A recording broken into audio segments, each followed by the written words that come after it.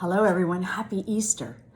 I want to share with you a great story that tells a lot about Easter. It's also about mud. I hope you enjoy it. What if every time you did something wrong, something you weren't supposed to do and you knew you weren't supposed to do, what if every time you did that, a big hunk of mud, smelly mud, would appear on you? Mud that never went away. Mud that couldn't be washed off, couldn't be pulled off. Mud that got on everything that you touched. Mud that got in your eyes. Mud that got in your mouth, and it made things taste bad. Mud that came up on your arms and your legs and made it hard to ride a bike or to play or to run. And if you tried to cover the mud with clothes or a blanket, the mud would just stick to that too. And everyone would know by the amount of mud you had on you how many things you did that you should not have done. Even if people didn't see you, even if they closed your eyes, they could still smell you and know. How much would you want to get rid of that mud? So you think to yourself, if doing bad things made me get more mud, maybe doing some good things will help me to get rid of some mud. So you start to think. You look around and you see, what good can I do? What would be good enough to get mud off of me? I know, I can feed the dog without being asked. So you jump up and you run across and you feed the dog. And as you're finishing, you see some mud on the side of the bowls and you think, could it be? Could it be mud that fell off of me? You take a look at yourself and you realize the mud is the same as before. Gee, that didn't work. Maybe I need to do something bigger. This time you think, oh, I know what I can do. I'll carry all the grocery bags in. And you do. You carry them all in and you help put everything away. You see small hunks of mud on everything you touch. When you look at yourself, the smelly mud is on you just the same as before. You think this is useless. Why bother? But then the mud is so stinky and it's so tight on your skin that you agree with yourself to try one more time. You keep thinking, there's got to be something I can do, something that's good enough to get me clean. Maybe I have to give more, maybe for something really big and special. You go through a list of things you can think about. I could walk Mr. Bert's dog for free every day. That would be great. But what happens when it rains? No, that's not good. That's not good. Maybe I could offer to watch my baby sister so Mom can take a nap for an hour. Yeah, I could do that, but I do that already. That's not good enough for all this terrible smelly mud. I gotta think of something more. This mud is everywhere. My food is starting to taste like mud too. Even my favorite Pop-Tarts. What can I do? Wait, I know. I will take the money I was saving to buy a bike and I'll give it to the homeless shelter. So you take your money, you take it to your parents. They've got mud too, so they know what it's like and they don't know how to get rid of it. But you tell them your plan. And so they take your money, they send a check to the homeless shelter for you. And you all sit back and wait to see what happens. 2 weeks go by. Finally, you get a card in the mail from the homeless shelter. You open it up quickly and you read it, and it's a thank you card. And they tell you how much they appreciate the gift you gave them. You look around, you look at your body, and then you realize that your mud is all still there. In fact, compared to last week, it might be thicker since you refused to clean your room for 3 days, lied about it, and watch TV instead. As your anger and your frustration swells from all this useless work to get the mud to come off, you decide you have to take a walk.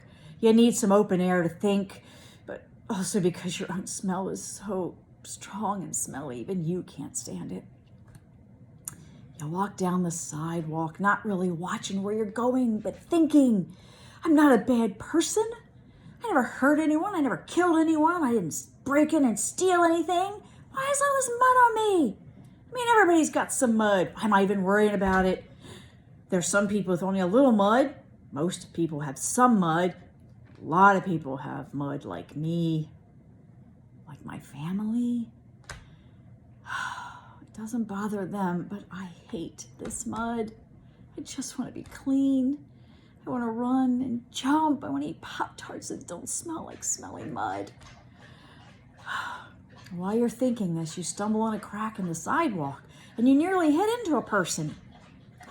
You look up, not just a person, but a girl from your school. You think it's her anyway. She looks really different and she's smiling. You stop and stare, and she stops too. You keep staring at her and staring at her because she looks so different.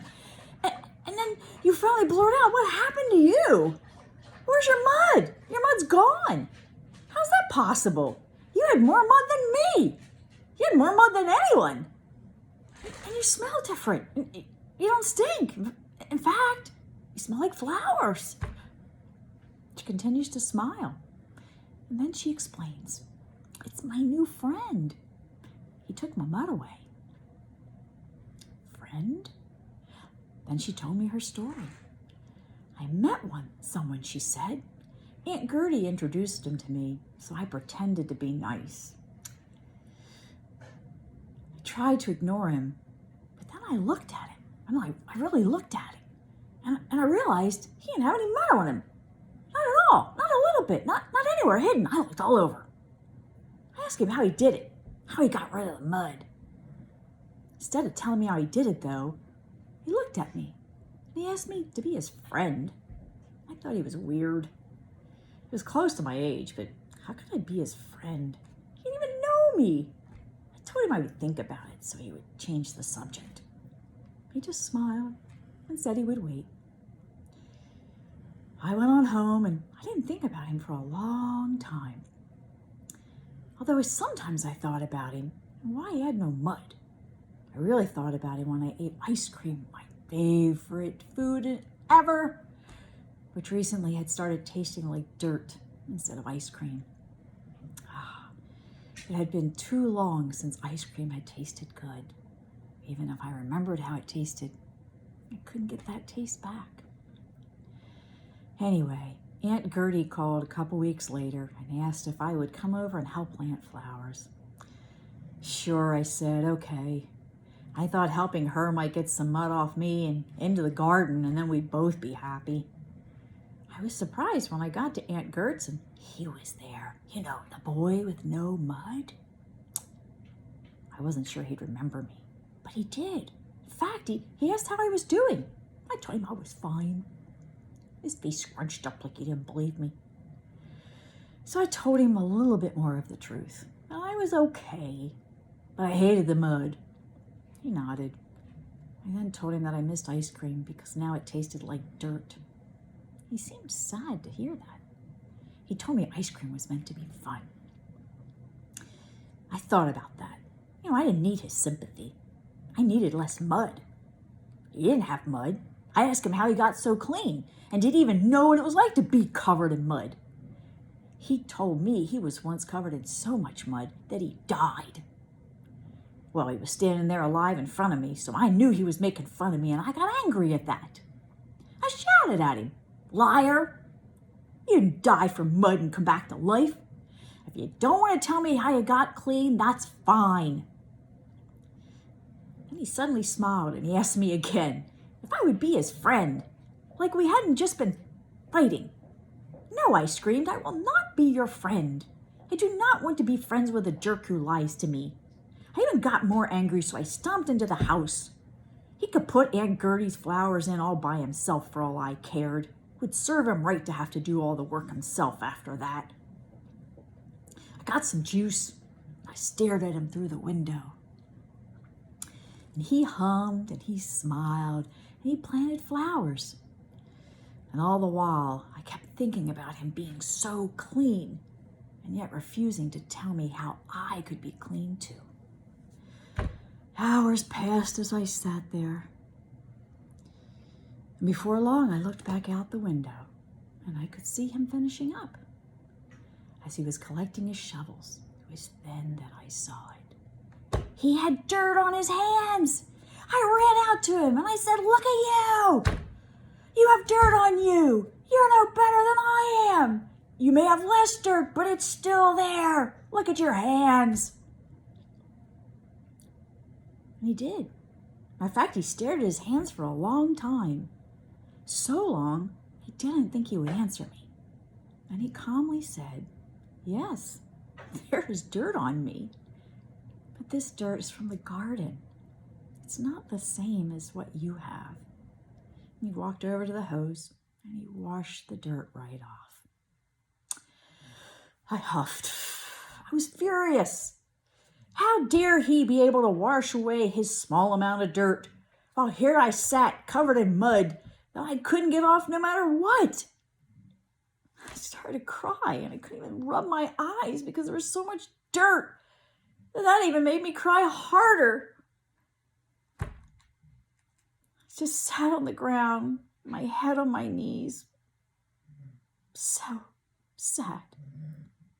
He just came over and sat next to me. He didn't say a word. He just sat there with me. I still cried. But I actually started to feel better just having him there. What was that about? It was like I was lighter. Even the air smelled better, even though I was still the same. When I finally finished crying, he looked up at me, and then he finally spoke.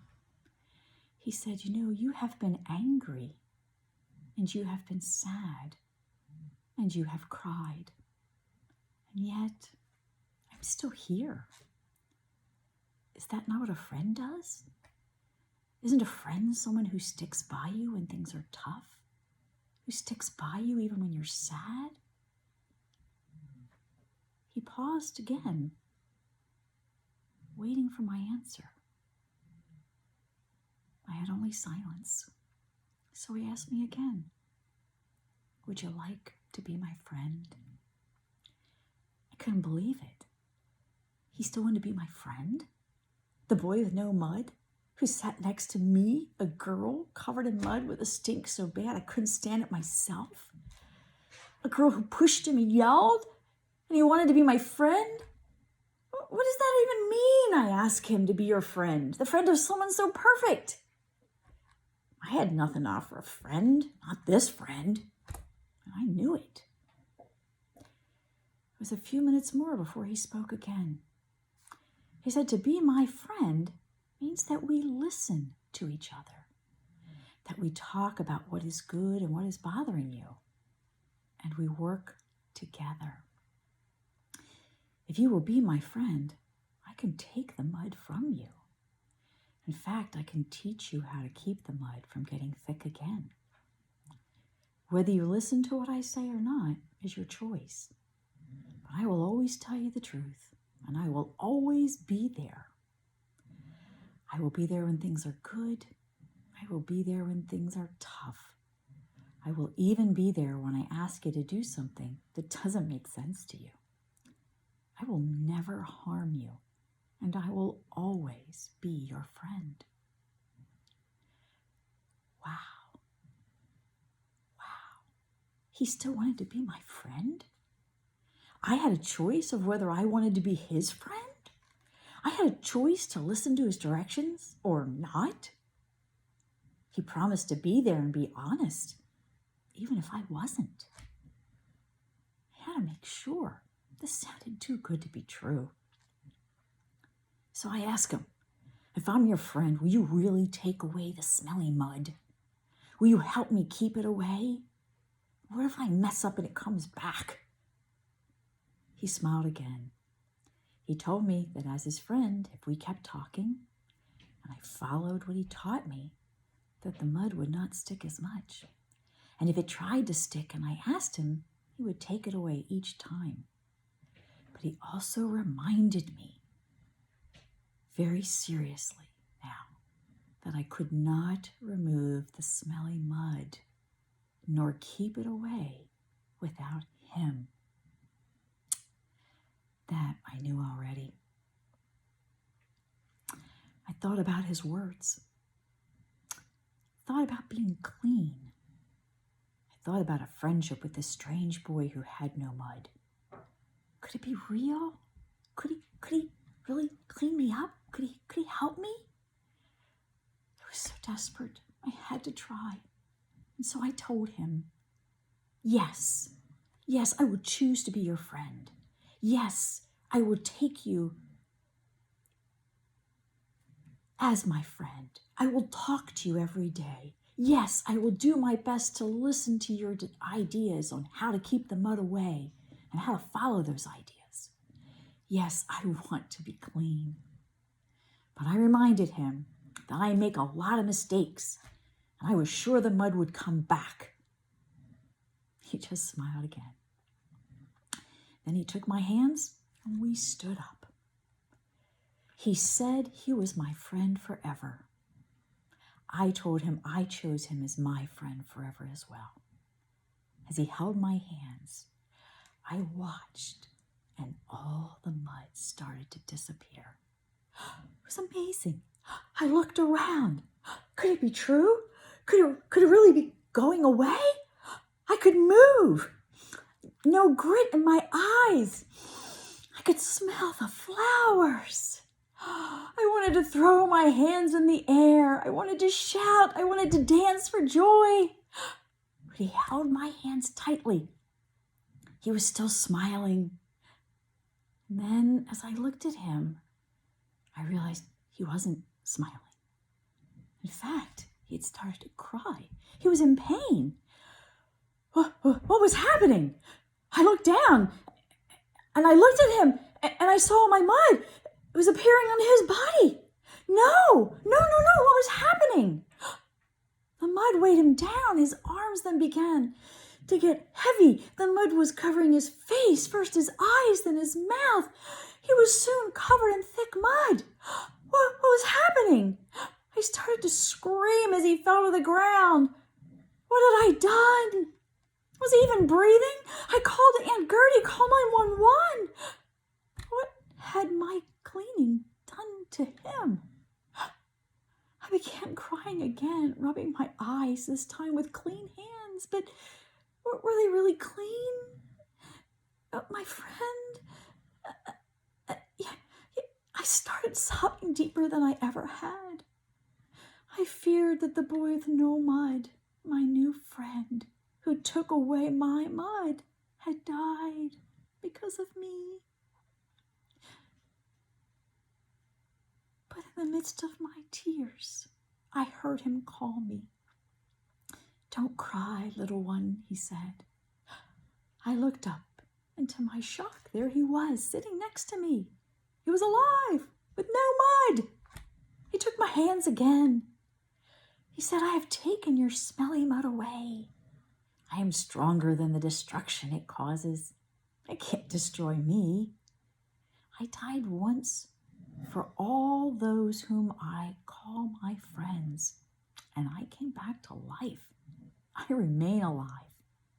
What you saw with your eyes happened a long time ago, but I wanted you to see what I did for my friends, what I did for you.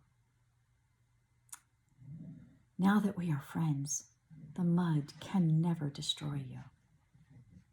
I hugged him for joy.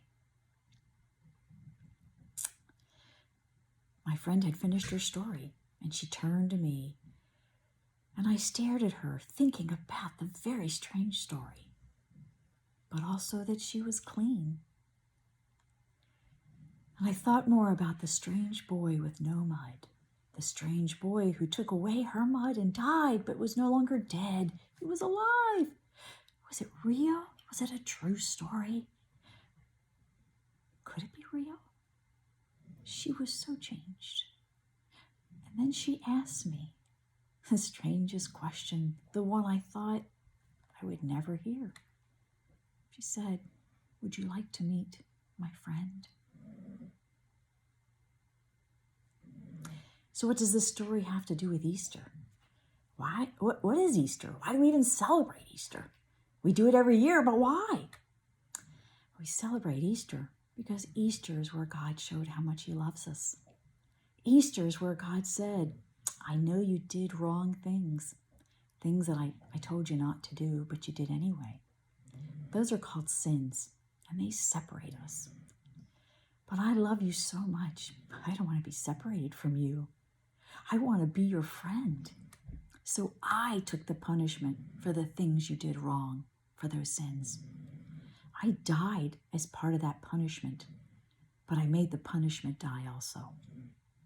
That got rid of those sins, so you would know how much I love you. Your sins couldn't keep me dead because I'm stronger than them. I am the source of all life. I am the source of all love. And I love you. Would you like to be my friend? How beautiful. Wow. Happy Easter.